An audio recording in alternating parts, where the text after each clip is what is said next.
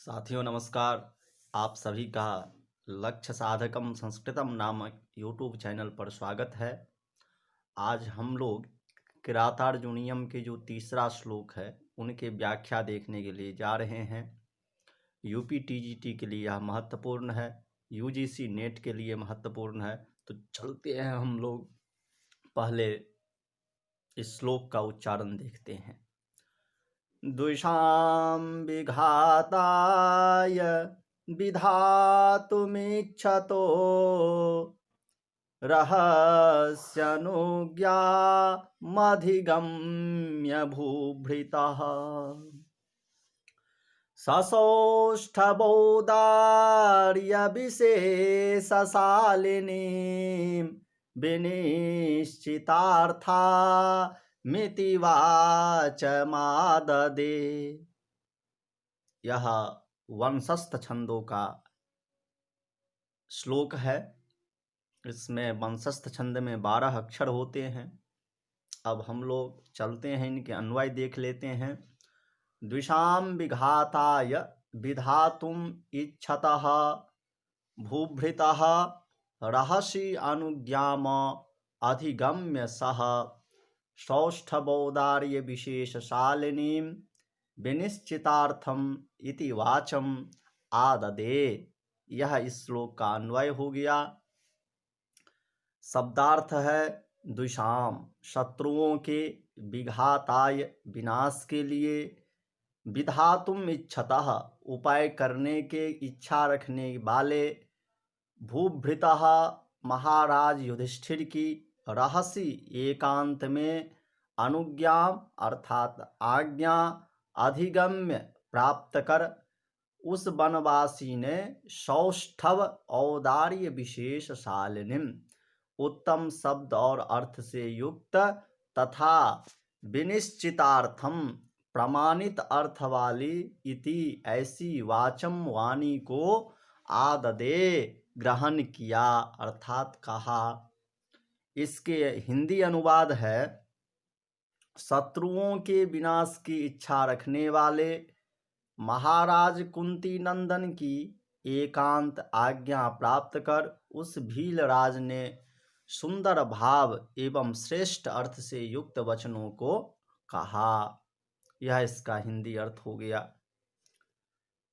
अब इसमें विशेष में यहाँ पे बता रहे हैं, जो शत्रु का विनाश चाहने वाले गुप्तचर का कर्तव्य है कि वह राजनीति के साम दान दंड भेद का अभ्यास ग्रहण करे।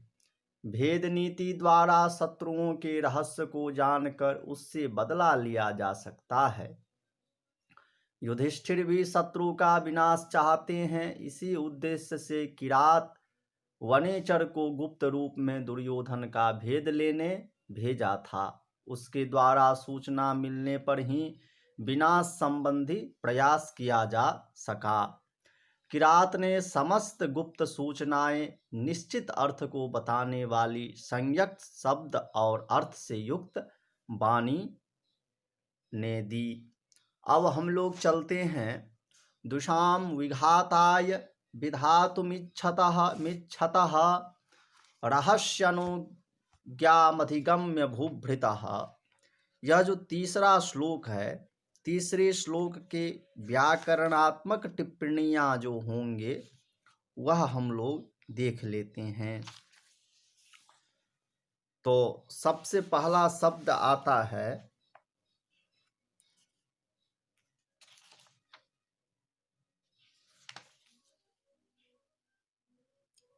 द्विषां विघाताय विधातुम इच्छतः। तो सबसे पहले आ जाता है शब्द द्विषाम। तो इनके प्रकृति प्रत्यय देख लेते हैं हम। तो यहाँ पर द्विषाम में द्विष शब्द से कुप प्रत्यय हुआ है। कुप प्रत्यय हो करके षष्ठी एक वचनम, षष्ठी एक वचन में क्या रूप बन गया? द्विषाम। अर्थात द्विषाम में द्विष शब्द से कुप प्रत्यय, फिर षष्ठी एक वचन में द्विषाम रूप बन गया। फिर आ गया विघाताय। फिर क्या आ गया? विघाताय। विघाताय। तो विघाताय के शब्द प्रकृति देख लेते हैं। बी उपसर्ग पूर्वक हन धातु, फिर उससे नीच हो गया,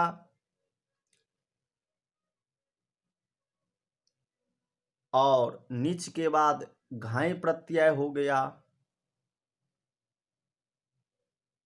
घाय प्रत्यय हो गया तो क्या बन गया? विघातः। विघातः प्रयोग बन गया।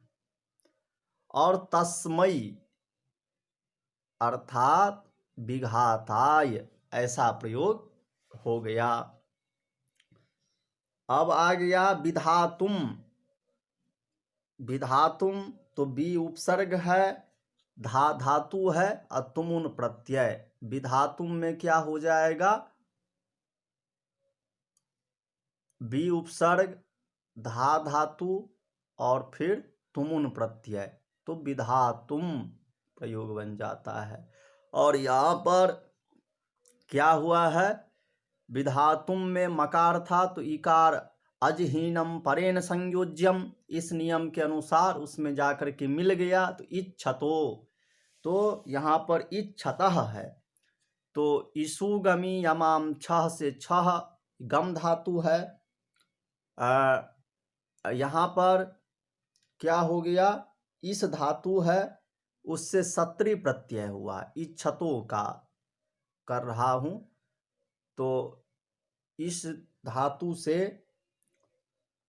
सत्री प्रत्यय होगा। सत्री होने के बाद इसमें षष्ठी एक वचन में बन जाएगा इच्छतः। षष्ठी एक वचनम, इच्छतः प्रयोग बन जाएगा। फिर आता है रहसी। यहाँ पर यन संधि है, रहस्य अनुज्ञा में, अनुज्ञा अधिगम्य ऐसा है। यहाँ पर रहस्यनु में क्या है? यन संधि है। और मधिगम्य, ज्ञाम अधिगम्य में फिर दीर्घ संधि है। तो चलते हैं हम लोग। रहसी, इसका व्युत्पत्ति क्या होगा रहसी का? तो रमन्ते अस्मिन इति रम, रम धातु से असुन प्रत्यय हुआ है, और फिर हस तस्मिन रहस्य अनुज्ञा ऐसा प्रयोग बन जाता है। सौष्ठ बौदार्य विशेष शालिनीम। इससे पहले हम लोग भूभृतः शब्द का देख लेते हैं क्या होता है। तो यहाँ पर भुवम बिभर्ति इति भूभृत, क्या होगा इसका व्युत्पत्ति? भुवम बिभर्ति इति भूभृत, तस्य उपपद तत्पुरुष समास है भूभृतः में। भू धातु से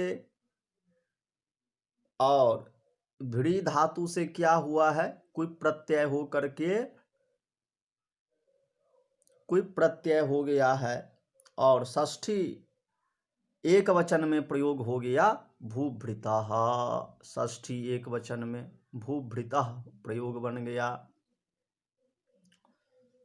अब हम लोग चलते हैं जो सौष्ठ बौदार्य शालिनीम, यहाँ जो प्रयोग दिख रहा होगा सौष्ठ बौदार्य शालिनीम, वह देखते हैं। तो इसमें इनका व्युत्पत्ति किया जा रहा है। सौष्ठवम च औदार्यं च तयोः विशेषेण शाल्यते इति ताम। यहाँ पर क्या हुआ है? तो शालिनी शब्द कैसे बना है? ये जो शालिनी है तो वह देखिए, यह बना है, शाल शब्द है, इससे ऋणी प्रत्यय हुआ है, फिर इससे क्या हो गया, इससे गिस प्रत्यय हो गया। क्या हो गया, गिस प्रत्यय हो गया। एक प्रकार से कह रहे हैं तो सालिनीम बन गया। अब आता है विनिश्चितार्थम। विनिश्चितार्थम, तो विनिश्चितार्थम का क्या व्युत्पत्ति होगा, विनिश्चितः अर्थः यस्याः सा विनिश्चितार्था ताम। एक बार फिर से सुनिएगा, विनिश्चितः अर्थः यस्या सा विनिश्चितार्था ताम। यह जो शब्द है वह वाचम, यहाँ जो वाचम शब्द आया है उसका विशेषण है। अब आ जाता है आददे। आददे यहाँ पे प्रयोग देख रहे होंगे, वह क्या है, तो आंग उपसर्ग पूर्वक, ये आददे का बना रहा हूं तो आंग उपसर्ग पूर्वक क्या हो जाता है, दा धातु है और लिट लकार में प्रयोग बन जाता है आददे। दा धातु का अर्थ क्या होता है, देना, परंतु आ उपसर्ग से आ जाने से क्या अर्थ हो जाता है, कहना, अर्थात कहना चाह रहे हैं ऐसा। यह आप जो है समझ गए होंगे। यह व्याकरणात्मक टिप्पणी हुई।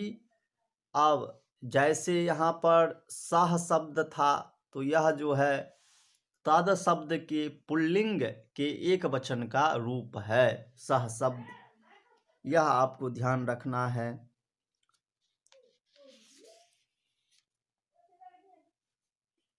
और इस श्लोक में कौन सा अलंकार है, अनुप्रास अलंकार है, यह ध्यान रखिएगा, अनुप्रास अलंकार है।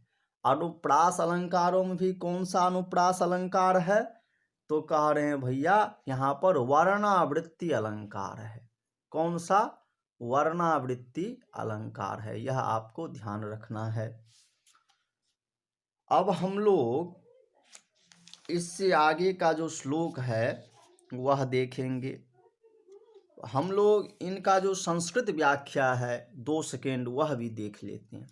सह वनेचरः, सह से क्या यहाँ पर बोध हो रहा है, यहाँ पर जो सह पद है उससे हमें क्या बोध हो रहा है, तो सह से वनेचरः, द्विषाम अर्थात शत्रुनाम, द्विषाम अर्थात शत्रुनाम, विघाताय अर्थात विनाशाय, विधातुम अर्थात उपायम कर्तुम, इच्छतः वांछतः, भूभृतः नृपस्य युधिष्ठिरस्य, रहसि,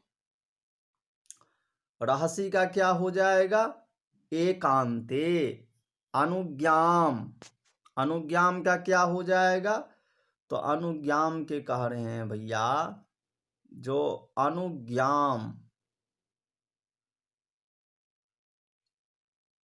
अनुज्ञाम अर्थात अनुमतिम, अधिगम्य प्राप्य सह अर्थात वनेचरः सौष्ठवौदार्य विशेषशालिनी अर्थात शब्दार्थ सौंदर्यादि गुणोपेतम, विनिश्चितार्थम अर्थात संदेहरहिताम, इति अर्थात एवं, वाचम, वाचम अर्थात वाणीम, आदददे अर्थात उवाच, ये इसका संस्कृत शब्दार्थ हो गया।